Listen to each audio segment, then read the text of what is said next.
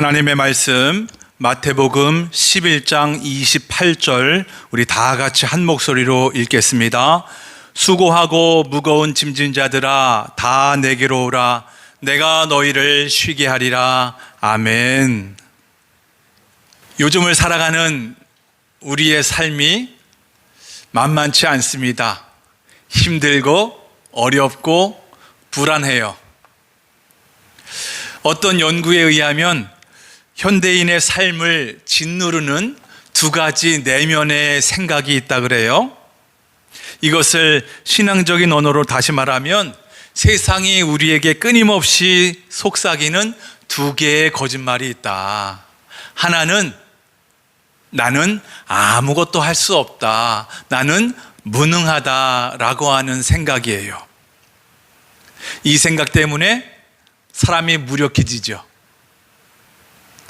두 번째, 나는 사랑받을 수 없다. 이런 모습으로는 도저히 사랑받을 수 없다라고 하는 생각이 가득하다는 거예요.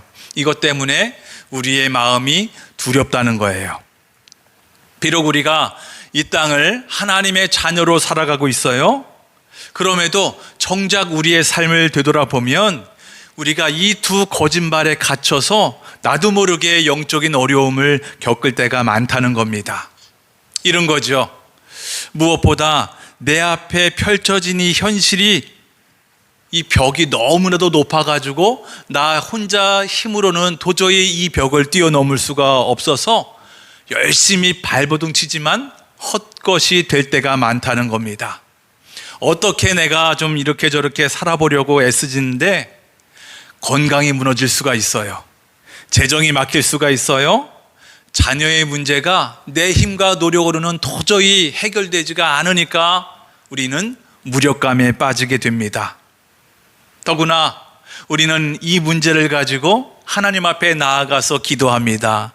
하나님, 이 문제 해결해 주세요. 열심히 기도하지만 삶에 아무런 변화가 없을 때 우리의 이 무력감은 더욱 더하죠. 깊은 회의감이 몰려옵니다. 야, 내가 이렇게 기도했는데 아무런 소용이 없구나. 도대체 하나님이 나의 기도를 들으실까? 왜 하나님은 나의 고통에 무관심하실까? 별의별 생각이 다 들어요. 보세요. 처음에는 나는 아무것도 할 수 없다, 나는 할 수 없다라고 하는 그 무력감이 나중에는 어떻게 돼요? 하나님께 대한 의심으로 이렇게 번지는 것을 보게 됩니다. 그런가 하면 우리가 지금은 이렇게 주일을 맞이해서 거룩한 하나님의 자녀처럼 이렇게 앉아 있지만 사실 우리의 일상으로 돌아가면 세상 사람들과 비슷한 죄를 범하고 있는 것 같아요. 똑같이 혈기를 부려요. 똑같은 염려에 사로잡혀서 이 모양 저 모양으로 참 내가 별 볼 일 없는 인생이구나 라고 하는 민낯을 드러낼 수가 있지요. 그럴 때마다 나도 모르게 자꾸 마음속에서는 이런저런 죄책감이 몰려오지 않습니까? 아이고, 내가 이러고도 집사일까? 이러고도 권사 맞아? 내가 정말 하나님의 자녀 맞는 거야? 하나님께서 이런 나를 받아주실까? 아이고, 참 나의 이 속사정을 알면 사람들도 나를 떠날 거야. 이런저런 생각에 사로잡히게 됩니다. 한마디로 말하면 두려움이다라고 말할 수 있죠. 이 두려움이 있으니까요, 내가 하나님 앞에서조차도 솔직하게 내 속에 있는 것을 드러내지 못할 때가 많습니다. 그저 하나님 앞에서조차도 괜찮은 척 가면을 쓰고 있어요. 점점 영적으로 하나님과의 관계가 멀어지는 거죠. 그러고는 우린 탄식하잖아요. 야, 참 예수 믿는 게 쉽지 않다. 예수 믿는 게 왜 이렇게 힘들고 피곤할까? 나도 모르게 내 마음 깊은 곳에서는 이런 생각이 있기도 합니다. 여러분, 근데요, 놀랍게도 오늘 본문을 보니까 우리가 읽은 이 본문 위에 보니까 우리와 비슷한 영적인 실체, 영적인 침체에 빠진 사람들이 등장을 합니다. 여러 사람들이 등장하는데 그 중에 아주 유명한 세례 요한이 있어요. 이 사람은 예수님을 위해 살다가 억울하게 감옥에 갇혔어요. 감옥에 갇혀 있다 보니까 아유 나는 아무것도 할 수 없구나 라고 하는 이 무력감에 빠졌어요. 더구나 소문을 들어보니까 메시아가 나타난 것 같은 거예요. 메시아가 나타났으면 억울하게 붙잡혀 있는 나를 해방시켜 주셔야 되는데 전혀 그런 소식이 들리지 않아요. 그래서 어떻게 의문을 품었어요? 당신이 오실 그이인가요? 당신이 구원자 맞습니까? 아니면 다른 사람을 기다려야 합니까? 보세요.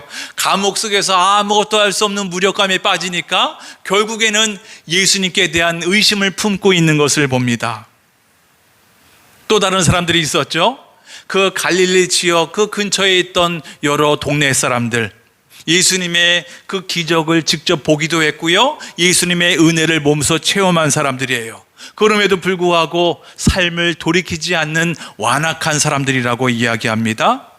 성경에서는 뭐라고 그 사람들을 평가하냐면 회개하지 않았다. 이 사람들이 그 많은 하나님의 기적과 은혜를 경험했음에도 불구하고 회개를 거부했다. 왜 그랬을까요? 왜 거부했어요?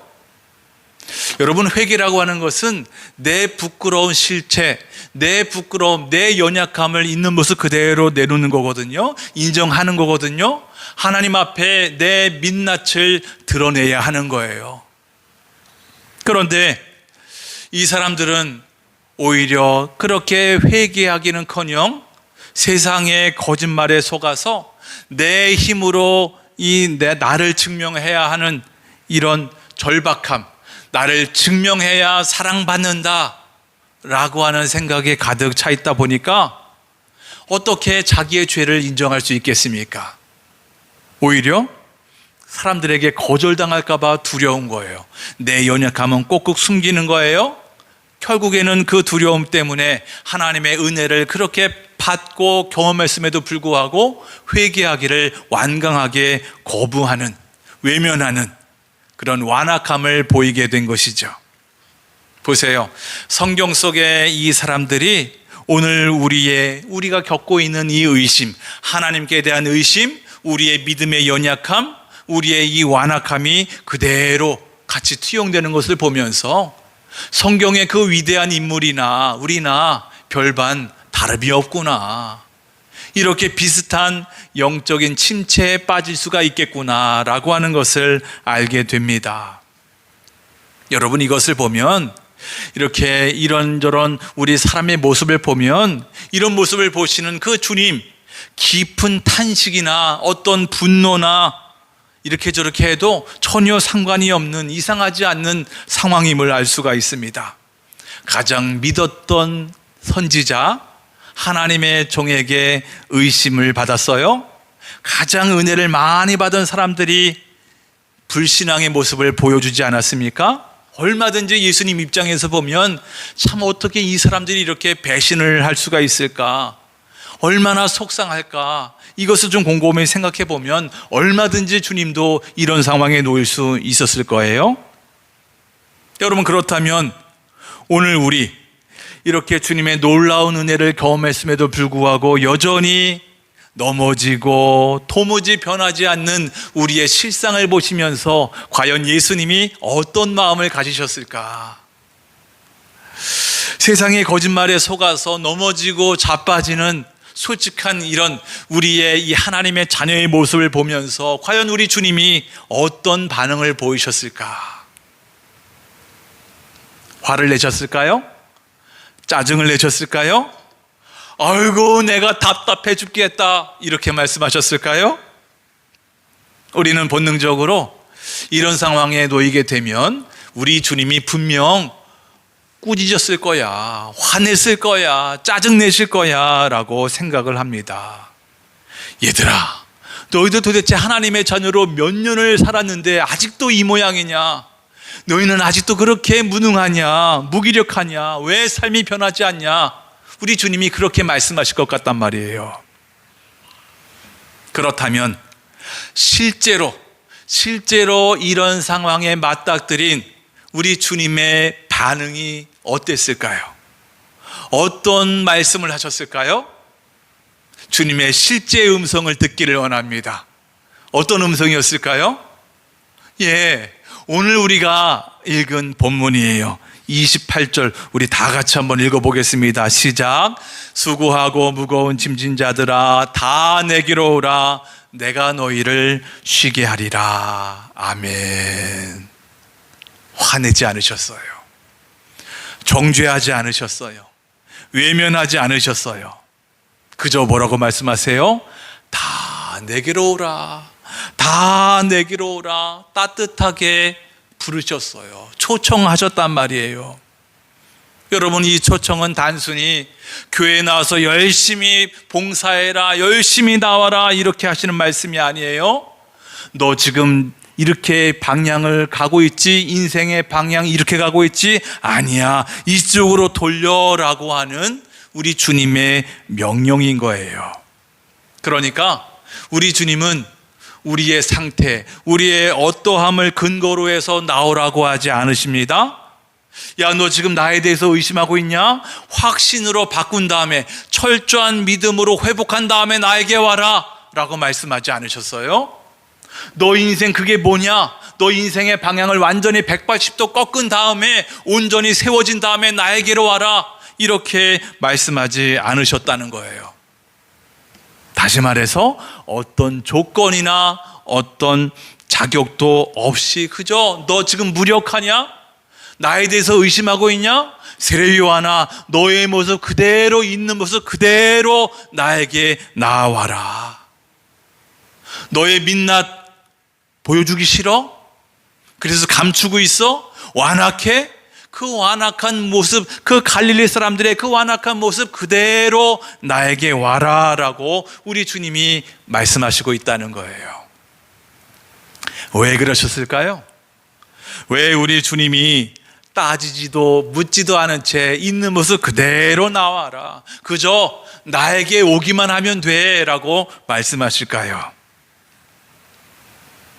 우리가 어떤 처지인지, 어떤 상황인지 너무나도 명확히 분명히 잘 알고 계셨기 때문입니다. 보세요. 주님은 우리가 세상의 거짓말에 속아 넘어간 것을 알고 계셨어요. 아, 얘들이 그 거짓말에 속아서 무너지고 있구나 너무나도 잘 알고 계셨다는 거예요. 그래서 정죄보다는 오히려 위로를 주십니다. 하나님의 심판보다는 오히려 이로 와라, 나에게로 와라 초청하고 계시다는 겁니다. 그렇다면 과연 나보다 더 잘하시는 우리 주님이 진단하신 우리 현재 우리 하나님의 자녀의 모습, 영적인 실체는 무슨 모습이겠습니까? 어떤 모습이겠습니까? 우리가 방금 전에 읽었던 것처럼 수고하고 무거운 짐진 자들아, 우리 주님이 우리를, 세상 사람들을, 성경 속의 사람들을 어떻게 평가하셨다고요? 수고하고 무거운 짐진 자들. 여러분, 이게 어떤 의미겠습니까? 먼저 첫 번째, 너희들은 수고하는 인생이다. 오늘 설교 제목이 수고하는 인생에게 라고 말씀하지 않았습니까? 여러분, 수고한다라는 거예요. 우리 주님이 평가하신 우리의 민낯은 뭐냐고? 수고한다. 수고한다. 여러분, 이것은 단순히 힘든 게 아니에요. 완전히 지쳐서 탈진한 상태를 말하는 거예요. 그러니까 내 힘으로 행복해지기 위해서, 내 힘으로 성공하기 위해서 필사적으로 몸부림치다가 완전히 방전된 거예요. 우리의 인생이 그렇다는 거예요. 마치 저 옛날 하나님이 예레미야 선지자에게 말씀하셨죠. 아니, 그 예레미야 선지자를 통해 이스라엘의 민낯을 말씀해 주신 게 있어요. 그 이스라엘의 모습과 같습니다. 두 가지 죄악을 범했다고 하는데요. 예레미야 2장 13절 우리 세 번역으로 읽어보겠습니다. 참으로 나의 백성이 두 가지 악을 저질렀다. 하나는 생수의 근원인 나를 버린 것이고, 또 하나는 전혀 물이 고이지 않는 물이 새는 웅덩이를 파서 그것을 샘으로 삼은 것이다. 아멘. 첫 번째 죄가 뭐래요? 하나님을 떠났다. 왜 떠난 거예요? 하나님의 품을 떠나야 내 마음대로 내 인생을 계획하며 살 수 있기 때문이라는 거죠. 하나님을 떠나야 내 마음대로 살 수 있고 내 마음대로 계획하다 보면 그제서야 비로소 진정한 행복과 내 만족의 삶이 있을 거야. 그런 마음이 있어서 꿈에 부풀었다는 거예요. 보세요. 이스라엘 사람들이 생수의 근원이신 하나님을 떠났으니 이제 그 생수는 스스로 구해야 합니다. 어떻게 해요? 우물을 파는 거예요. 얼마나 열심히 최선을 다해서 그 우물을 팠겠습니까? 그 웅덩이를 팠겠습니까? 여러분, 이 모습을 한번 상상해 보세요. 겉으로 보면요, 이 사람들은 정말 멋있는 인생이에요. 열정의 인생인 거예요. 보세요. 내 인생의 평안을 위해서, 행복을 위해서, 성공을 위해서 내가 필사적으로 스스로 내 길을 개척하고 땀을 흘리는 인생이에요. 게으르거나 딴짓하거나 누구에게 빌붙는 것이 아니라 내 인생을 스스로 개척하는 거예요. 땀을 흘리는 거예요. 열심히 노력하는 거예요. 성실한 인생이에요. 열정의 인생입니다. 남들에게 인정받기 위해서 또는 나 스스로 성공하고 싶어서 필사적으로 모든 에너지를 쏟아붓는, 한마디로 말하면 노력파 인생. 얼마나 멋져 보이고 괜찮은 인생처럼 보입니까? 그런데 사실상 이런 인생은 빛 좋은 개살구에 불과하다. 예레미야가 아주 정확하게 이것을 짚어내고 있지 않습니까? 이 사람들이 스스로 우물을 파는데 어떤 우물을 팠다고요? 어떤 웅덩이를 팠어요? 터진 웅덩이래요. 물이 고여야, 물이 모이는 웅덩이여야 하는데, 그래야 먹을 수 있는데 터진 웅덩이다. 모일 수 없는, 가둘 수 없는 웅덩이를 팠다. 그것을 샘으로 삼은 것, 여러분, 빛 좋은 개살구라고 하는 거예요. 여러분, 그래서 사실 성경에서 말하는 이 수고하는 인생이다라고 할 때, 이 수고라고 하는 말은 하나님을 떠난 우리 인생들이 평생 겪어야 할 고통스러운 실존을 이야기하는 거예요. 너희들 참 수고롭다, 수고하는 인생이다라고 하는 것은 그만큼 고통스러운 인생이라고 하는 거예요. 예수님은 이런 사람들, 그러니까 하나님을 떠나서 스스로 우물을 판 이 방황하는 인생의 실존을 단 한마디로 말씀하셨잖아요. 수고하는 인생이다. 수고하는 인생. 보세요. 우리가 살고 있는 이 시대를 보세요. 세상의 수많은 사람들을 보세요. 수고하지 않는 인생이 있을까요? 아무도 없어요. 다 모두가 수고하고 있습니다. 그러니까 지금 예수님이 수고하는 모든 인생들아, 그렇게 말씀하시는 것은 이 세상에 단 한 명도 열외 없이 모두 다 나에게로 와라. 이 자리에 있는 여러분과 저도 다 해당하는 말씀이에요. 아, 나도 하나님이 부르시는구나, 너도 부르시는구나, 우리를 다 부르시는구나, 우리에게 초청하고 있다는 거예요. 두 번째로, 주님께서 진단하신 우리 인생들의 영적인 실체가 무엇입니까? 무거운 짐진 자들이다. 무거운 짐을 들고 있는, 참 힘겨운 인생을 살고 있는 존재다. 여러분, 이거 가만히 생각해 보면 좀 억울하지 않습니까? 내가 짊어지고 싶어서 짊어진 게 아니잖아요. 오히려 세상에서 나에게 강제로 내 어깨 위에 얹혀버린 짐이에요. 환경이 나를 짓누르는 압박의 짐이라고 말할 수가 있습니다. 또 때로는 타인의 시선, 타인의 기대라고 하는 짐이라고도 이야기할 수가 있습니다. 우리는 이것을 탐욕의 짐, 경쟁의 짐, 의심의 짐, 걱정의 짐, 죄의 짐, 율법의 짐, 종교의 짐이라고 이야기할 수가 있지요. 여기서 우리는 질문해야 합니다. 과연 이렇게 나에게, 우리 인생들에게 무겁게 하는 이 무거운 짐은 대체 어디서부터 왔을까? 어디서부터 시작됐을까? 바로 세상의 거짓말에서 시작됐다. 세상은 끊임없이 우리에게 거짓말을 쏘아댑니다. 야, 너 지금 그런 모습으로는 도저히 사람이 너 싫어해. 좋아하지 않아. 너 사랑받지 못한다. 야, 너 자신을 증명해야 돼. 스펙을 쌓아봐. 너 열심히 하지 않으면 너 무너진다. 너 스스로를 증명해야 사람들이 너 사랑해 줄 수 있다. 이 모양 저 모양으로 끊임없이 거짓말을 쏘아댑니다. 비록 우리가 주님 앞에 있어도 실제 우리의 삶의 모습이 이렇지 않습니까? 밖으로는 내 가정, 내 미래를 위해서 내가 숨차도록 수고하고 있지 않습니까? 동시에 우리 마음속에는 어떤 게 있어요? 나 실패하면 안 돼. 그렇기 때문에 내게 주어진 이 짐 내가 끝까지 사수해야 돼. 나 이 짐 무너지면 안 돼. 나 실패하면 안 되는 거야 라고 하는 그 압박감이 있지 않습니까? 또 내가 이렇게 열심히 해서 성공하는 모습을 보여주어야 다른 사람들이 인정해 줄 거야, 사랑해 줄 거야, 나에게 몰릴 거야. 이런저런 수많은 무거운 짐이 내 어깨를 누르고 있단 말입니다.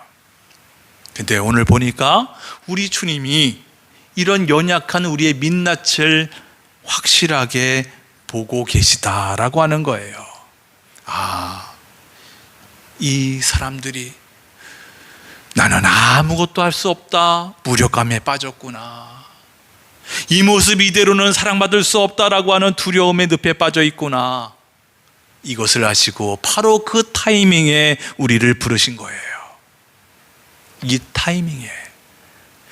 타이밍에 우리를 부르셨다. 그래서 이 주님의 초청은 위대하신 거예요. 은혜인 겁니다. 여러분 본문을 보세요.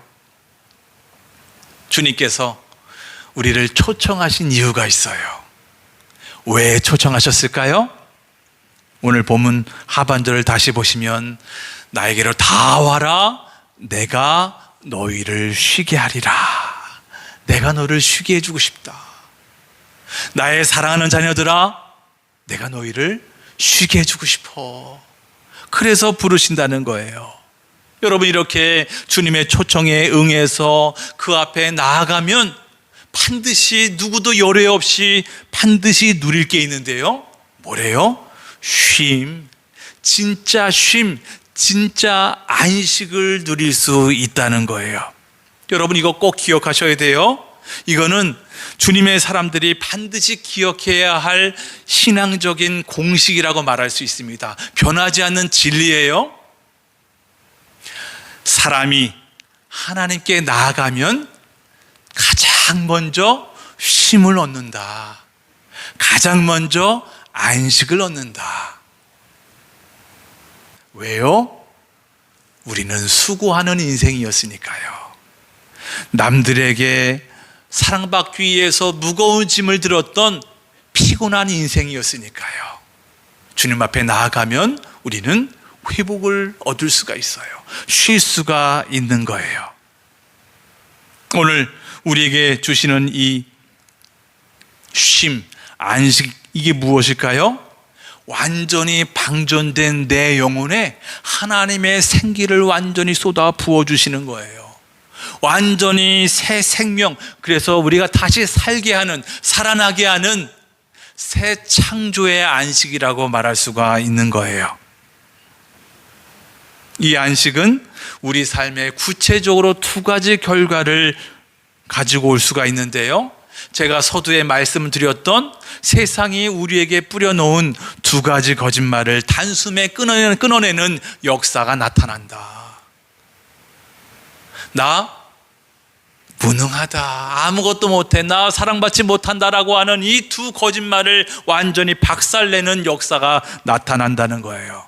첫 번째로 나는 무능하다라고 생각하는, 그래서 그 생각 때문에 나는 무력해져 있어요. 완전히 넘어져 있단 말이에요. 그 자리에 하나님의 전능하심, 하나님의 능력이 채워진다는 거예요. 여러분, 우리 사람은 원래 연약하잖아요. 우둔하잖아요. 한계가 분명한 존재입니다. 그런 내가 내 힘으로 인생을 책임지려고 하면 우리는 반드시 결국에는 에너지가 고갈되어 실패해요, 실망하게 돼 있잖아요. 이것이 마지막 끝장에는 어떻게 된다고요? 결국에는 어떻게 돼요? 하나님을 의심하게 됩니다. 영적인 무력감에 빠질 수밖에 없어요. 주님은 바로 그 자리에서 말씀하시는 거예요. 내 사랑하는 자녀야, 그 터진 웅덩이를 파던 그 고된 삽질 멈춰야 된다. 그 삽 내려놔라. 네 힘과 능력으로 애써서 쉬지 못하고 파던 그 삽질 내려놔라. 우리에게 말씀하고 있다는 거예요. 그리고 내게로 와서 쉬어라. 쉬어야 해. 너 한계를 인정해야 돼. 아, 나는 안 되는구나. 내가 아무리 열심히 파봤자 나는 다시 목마를 수밖에 없고 지칠 수밖에 없고 넘어질 수밖에 없구나 라고 하는 나의 이 연약함, 나의 한계를 인정하는 거예요. 그리고 그 모든 것들을 주님께 맡기면 하나님의 강함이 내 연약함 위에 채워지게 될 거다. 그래서 하나님의 능력이 곧 나의 능력이 될 거다. 여러분, 그래요. 내가 애쓰던 수고를 멈추고 주님께 맡기고 주님을 신뢰할 때 내 이 무능함의 자리는 오히려 하나님의 일하심을 기대할 수 있는 거룩한 안식의 자리가 될 수 있다. 두 번째, 우리 인생들이 하나님 앞에 나아가면 어떤 안식을 누릴 수가 있는 거예요? 너 지금 이 상황으로는 도저히 사람들에게 사랑받을 수 없다라고 해서 그 두려웠던 그 자리에 하나님의 무조건적인 사랑이 채워지는 거예요. 하나님의 무조건적인 사랑. 여러분, 우리는 내 민낯이 드러나면 버림받을까 봐, 사랑받지 못할까 봐 두려워서 하나님 앞에서조차 가면을 쓰고 있었잖아요. 그러나 주님의 품은 어떤 곳이에요? 예수님의 십자가 보혈로 채워진 자리예요. 십자가 사랑의 자리라는 거예요.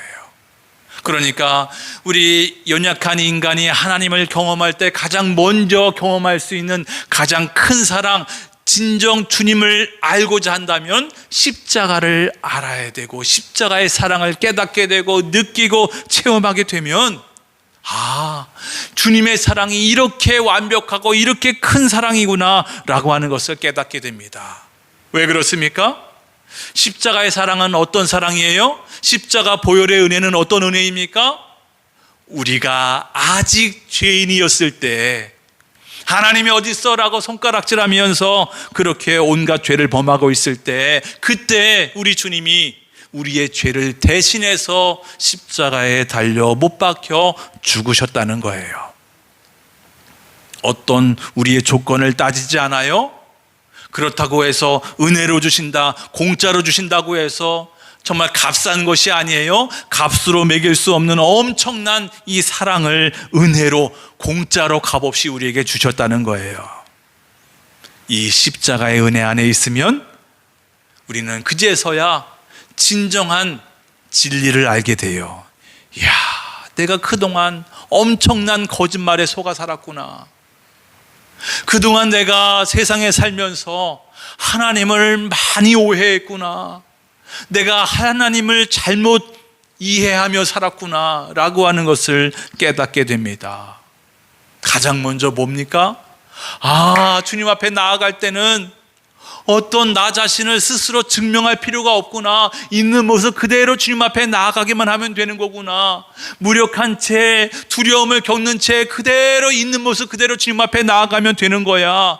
나 자신을 위해서 하나님 앞에서 이런저런 변명도 필요 없다는 거예요. 그저 있는 모습 그대로 주님 앞에 나아갈 수 있는 거예요. 이런 나를 보시면서 하나님은 거절하지 않으시는구나. 오히려 이런 연약한 나의 모습을 보시고 안으시고 주님의 온전하신 십자가의 사랑으로 채워주시는 거구나. 하나님의 품보다 더 큰 사랑은 없는 거구나. 하나님의 품이야말로 완전한 품, 안전한 곳은 없구나. 보세요. 이런 십자가의 은혜, 십자가의 사랑, 주님의 온전한 사랑만이 우리가 이 땅을 살면서 거짓말에 속았어요. 온갖 잘못된 생각 속에 사로잡혀서 그것이 내 인생관이 되고 가치관이 돼서 벌벌벌 떨기도 하고 화를 내기도 하고 수많은 이런저런 좋지 않은 감정에 휩싸여서 나는 불행하다, 아무것도 할 수 없다, 두렵다, 별의별 감정에 휩싸인 우리의 인생이었지만 십자가의 사랑 안에 거하 보니까 온전히 그 사랑만이, 그 십자가의 보혈만이 우리의 이 연약함, 무능함, 거절감, 두려움, 자책감, 수치심을 완전히 녹여내는 것이구나. 그렇다면 이제 주님께서 우리에게 주시는 이 초청은 위대한 초청입니다. 그리고 초청에 응했을 때 주님께서 주시는 이 안식은 완벽한 거예요. 이 주님의 초청과 안식 앞에서 우리가 해야 할 단 한 가지 마땅한 반응이 있습니다. 무엇이겠습니까? 그것은 첫 번째, 내 힘으로 열심히 파던 이 터진 웅덩이를 파던 이 삽질을 과감히 내려놓는 거예요. 멈추는 것입니다. 내 힘으로 내 미래를 다 책임져야 한다는 이 교만, 이 불안감을 내려놓는 거예요. 밤새도록 걱정의 삽질을 하던 내 생각을 멈추는 겁니다. 내 능력으로 나 자신을 증명하려던 이 몸부림을 내려놓는 겁니다. 두 번째, 방향을 바꾸어서 주님의 품으로 한 걸음 한 걸음 나아가면 되는 겁니다. 쉽지요? 주님이 부르셨어요. 응하면 안식을 누릴 수 있는 거예요. 그렇다면 삽질을 내려놓고 방향을 돌려서 하나님 앞으로 한 걸음 한 걸음 나아가면 되는 겁니다. 기도의 자리로 나오는 겁니다. 어떻게 해요? 주님, 제가 무능해요. 제가 아무것도 할 수 없어요. 그래서 저 무력했습니다. 제 힘으로 제 물을 팔 수도 없고요, 가둘 수도 없습니다. 주님만이 진정 나의 인생의 생수입니다. 생수의 근원입니다. 십자가 앞에서 진지하게 고백하는 거예요. 비틀거리면 비틀거리는 대로 나의 무능함, 두려움을 숨기지 않고 십자가 앞으로 나아가서 진짜 주님께 고백하는 거예요. 주님께 고백할 때 진정한 쉼이, 안식이 우리에게 임하는 거예요. 지금까지 메고 있던 세상의 평판, 무능의 짐을 다 내려놓는 거예요. 주님 앞에 다 내려놓는 거예요. 생수의 근원이신 예수 그리스도께로 전심으로 한 발짝 한 발짝 나아가는 것입니다. 주님께서 약속하신 이 참된 안식, 평안과 기쁨과 감사가, 새 힘이 솟아나 생명의 삶을 살아가시는 여러분과 제가 되길 주의 이름으로 축복합니다.